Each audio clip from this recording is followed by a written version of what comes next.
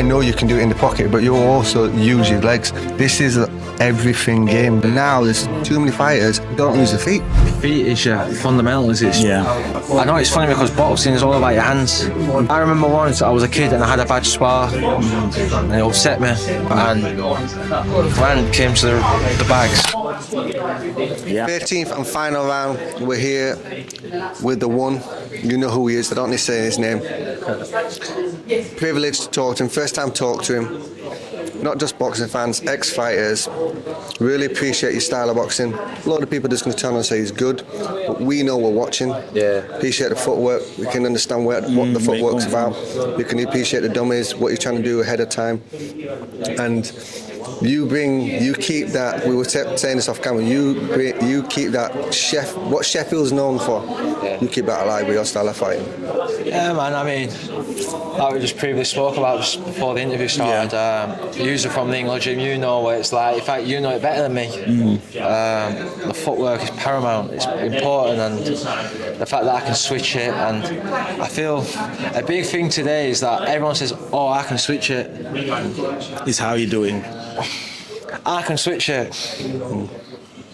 More when someone does that to me, I'm like, you can't switch it. Like, and it's not just being able to switch it, it's knowing when to switch it and how to switch it. Do you get what I'm saying? When it's right to. So I feel like I'm definitely good at it, and I can definitely improve on it. And that's the thing. Like I keep an open mind of knowing that things can be improved on. So yeah, it's good. So you've got a grassroots, and you know where it's coming from, and that's where you've come and continue using it. And it's the basics. It's the basics, and it's the fundamentals, like the circle, the lines.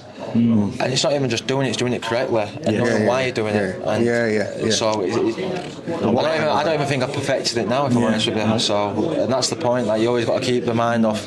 You're still perfecting something what you've not excelled on, even if you are good at it. Are you still building on top, like some putting the style with it as well, and making your own style and incorporating that with it as well? Are you doing that as well? Definitely. Like in the ring, most definitely. But with your bread and butter, which is the lines and the circle, that's discipline. That's doing it correctly with form. So, of course, we've all got our own style. Like I'm never trying to mimic anyone, but when it comes to your basics, you put the work in. Keep the phone off in an interview, man. It's all good. That was good. I let it that bit out. I was going to say something good then as well. Your phone. No, continue. It's okay. Listen, so I want to say something to you. I was talking to Roy Jones Jr. recently. We did an interview with him, right? And we're old enough to understand where a little bit of transition came into boxing, right? Pretty boy Floyd Mayweather's was a different fighter to Money Mayweather's, right? He'll know the reasons for doing what he did, but before Mayweather, everyone moved their legs. Everyone came in and drilled their legs. It was more about footwork, in and out of range, side to side. And then Floyd, I don't know if he hurt his hands, hurt his ankles, whatever, started standing in the pocket, putting his shoulder and this, that and the other. It's created a generation of lazy fighters that think it's just an upper body sport. They don't move the feet. Do you understand? So you're a breath of fresh air. So when I'm watching you and then seeing you, I know you can do it in the pocket, but you also use your legs. This is an everything game. Do you understand what I mean? And now there's too many fighters who don't use the feet. Your feet is your fundamentals. It's from your feet upwards. Like I know it's funny because boxing is all about your hands. But the first thing I'm gonna teach a kid, if I was to have a child and I was teaching them about boxing, is the feet. You need to get in the position. Exactly. Get out of danger. Go into firing. And on top of that, like I remember once I was a kid and I had a bad spar and it upset me. And Grant came to the bags and he goes. And I got frustrated anyway. He said something to me what stuck to me. He goes, Junaid, if you had a career and I said to you, once 1,000 punches have been landed on you, on your head, your career's done. What are you going to tell me what you're going to do? I ain't going to get hit. Fact. So if that's the case, don't get hit. Because when you look at it, and it's sad to see, like, because a lot of my elders, I say a lot of them, a few here and there, you look at them, the speech is slurring, they're slowing down, and I don't want to be that person. You want to enjoy your fruits of your hard work after your career's done, and that's how you do it. Don't get hit. So I don't want to get hit, and that's how you win fights. Well, if you don't get hit, how are you going to lose? Exactly. So exactly. First of all, it's your feet and your defence, and then after that, you start putting your hands on them, and then that's all she wrote. He knows the game, doesn't he? He knows the game. I can tell. Smart. You listen to your elders, and that's good. Because I tell you, like, you know them shots that you take in the ring, they don't haunt you now. They haunt you later. They catch up on you. I won't name names. We've got some very good friends. But in their last 3 fights, when they should have retired and they let their ego get in the way, them shots are now they're paying for it. They're now. affecting them now. You know, like the memory loss and slurring of words and everything. That last 3 fights, and that's why I see Usyk, and I'm like, Usyk's smart clocked man. the game. I'll be retiring tomorrow. Smart. Forget the Dubai rematch. Because why do you want to go in? It don't matter what the other people's opinion. On paper, you beat Dubai already, right? Get out. 3 or 4 more shots from Dubai might be the difference for you not enjoying that money. You understand what I mean? This career comes and goes quick, by the way. Yeah, definitely. And the way I look at it is, you need to perform, and if shit hits the fan, you need to have a fight. Have a fight. But you don't want to be preparing for that. You just that's in your head, ain't? And I know I've got it in me. I've shown it. So if needs are a must, I will. But if you can avoid it, definitely do. Exactly. If you have to do it, you have to do it. Obviously, yeah. Exactly. Survival. Exactly. Brendan always used to say, the first thing I'm going to teach you is how to go home to your family, not get hit, and be safe. That's right. If you have to fight, you have to fight. But don't choose to fight. Use your skills. That's right. It's not a street fight. Use all the skills that you learn. Lose your footwork. Get tricky. And he'd shout little things. I don't know how we knew this, but inspiring. I don't know if you heard Brendan saying, but he says silly little things that you don't hear from corners that much no more. And you knew exactly what I meant. Like, get tricky. Get tricky. Fence him off. You know what that means, oh yeah. The thing is, like, I'm glad you mentioned Brendan, because we just, like, again, off camera, we spoke about Brendan. Like, Brendan was a one of one, a charismatic man, a man far beyond his years in the sense of the style of what he brought in, and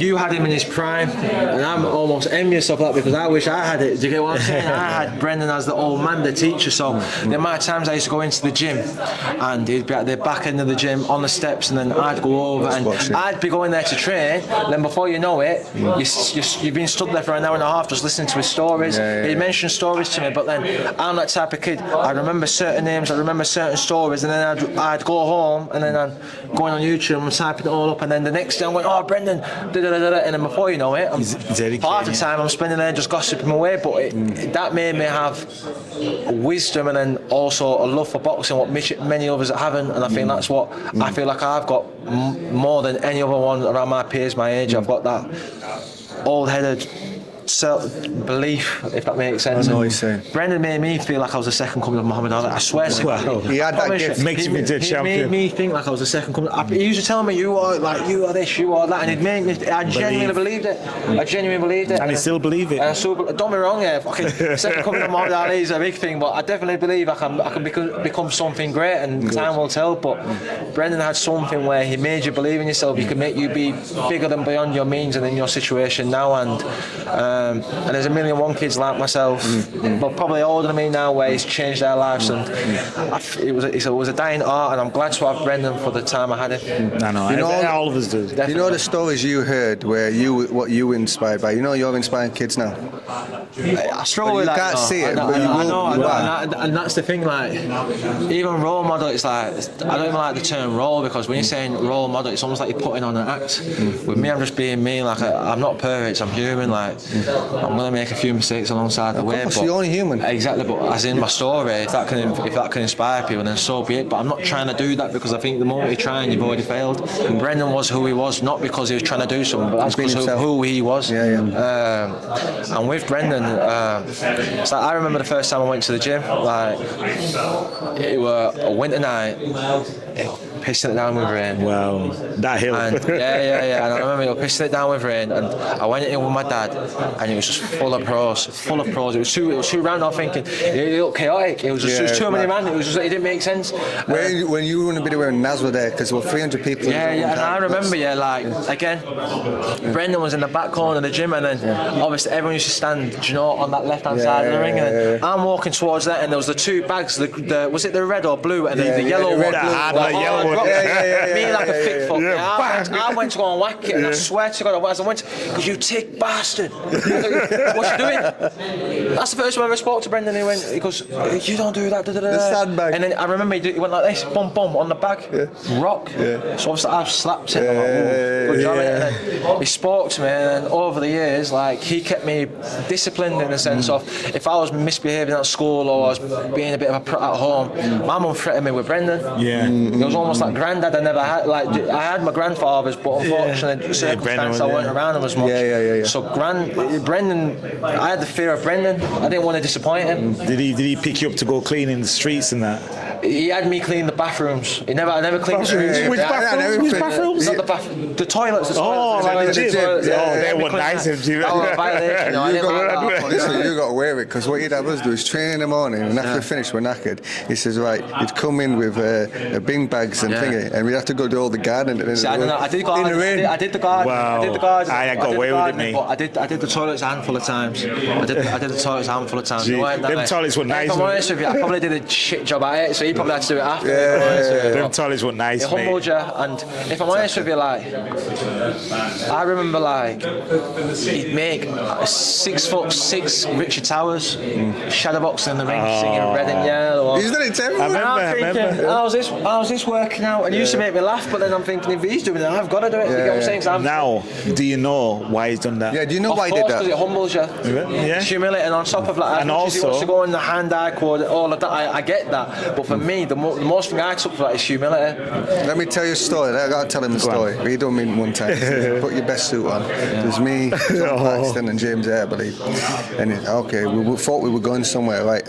We were going somewhere, but not the place we thought we were going. He texts us down to Meadowhall. He's found out that they've got a stage and a microphone in Meadowhall because I don't know how he knows.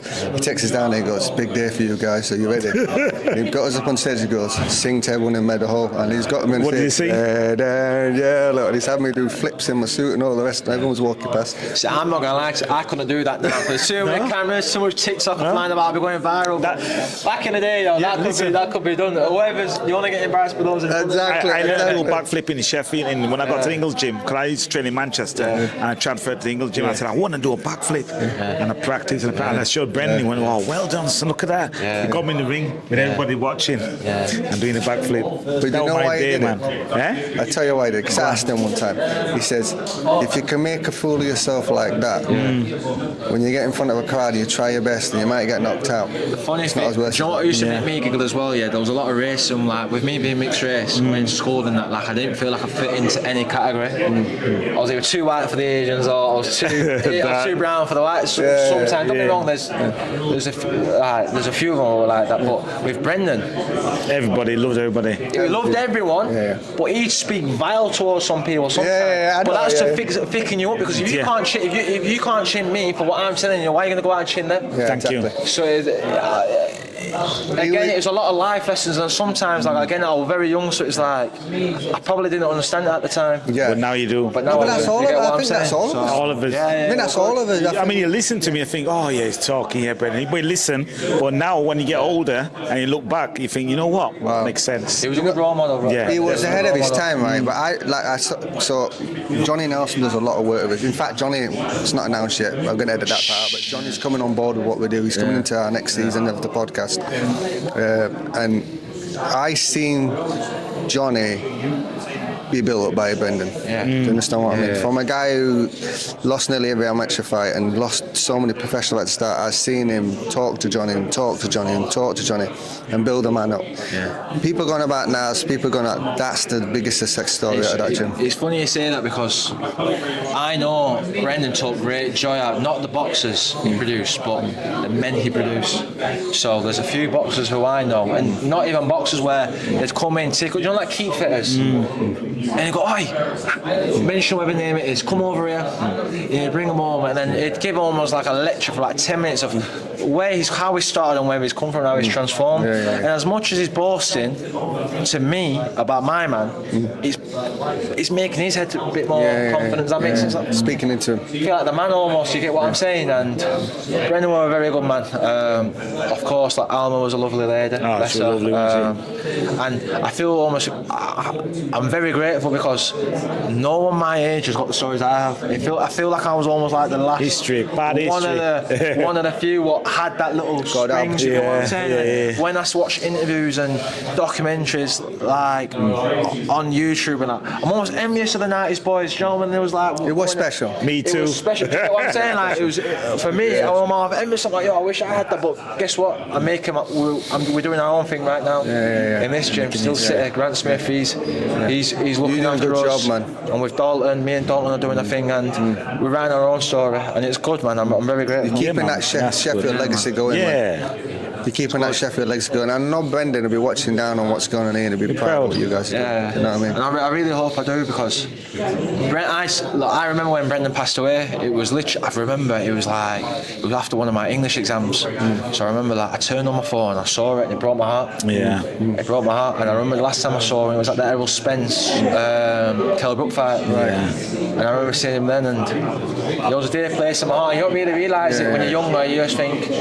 you like someone, we don't realise how much of a significant part of your life he's playing. How old are you now? 22. Right. For 22. You were young. He was good, man. He was good. 22, He was 16 when I passed away. Yeah. Did you go to his funeral? Unfortunately, I didn't get to go. I went to his funeral. I didn't get to go, but I know he was a very religious man. Big funeral. He was Catholic, wasn't he? He was Catholic, so he was very big on religion. But I don't even think he never pushed religion onto anyone. But I think what he liked is share the message. He was godly man. If you were a godly man, regardless of what religion you had some principles about you, and you had some code of conduct, and I think that's what he liked. You know what? But you know, so I'm a Christian. I go to church, and there's a saying in Christianity is like you can either share the message or be the message. And Brendan was definitely the message. You know, he didn't need to say too much about why he believed, but his actions spoke. You know what I mean? His actions spoke out about how he treated people. And he's a mentor, if that makes sense. Like you always need to remind, and it's easy for me to say, but even boxers now, there's Lee Wood, Jordan Gill, Barry. We adored Brendan. Does that make sense? Kell Brook, all of us, we had some sense of, we almost owe a lot to Brendan. I believe, and even the gyms now, a lot of these gyms wouldn't be around if it wasn't for Brendan. Well, the thing, what they're doing in the gyms now is from Brendan. Like of course, definitely. The way they're doing body sparring now. Quite a few of them doing body sparring now. They even do it in Manchester now. In Manchester. They used to laugh at us when we did it. When I used to go Manchester. across, I said, I'll do body sparring at small safe. No, you don't do that. I think doing it. I think with body sparring, I think there's a fine balance between it. Don't they can pick up a lot of bad habits in that. But for me, I treat it like conditioning. Thank you. Listen, if you once you've boxed and then you have maybe let's say you have 2-3 weeks off, and you come back and you start getting volley to your arms and you're conditioning. It's conditioning. And if you get a body shot in a fight as well. Yeah, and not only that, if you do it correctly, it's a graft. It is a graft. Breathing out your ass after a few runs, so it's good. Listen, I thought we were just going to speak for 2-3 minutes. Man, it's good. But we could speak to this gentleman all day. So what we're going to do, we're going to wrap up there. We come to Sheffield all the time because my business partner is Johnny Nelson. We're going to invite you to do a podcast with me, Johnny and Donovan after your fight, if you'll do that. Yeah, most definitely. We'll arrange Sit that. down. If you can follow us on social media so we can stay in contact with you. Definitely. Guys, peace out. Yep. My man. 13th and final round of boxing. Hit the subscribe button, like and follow.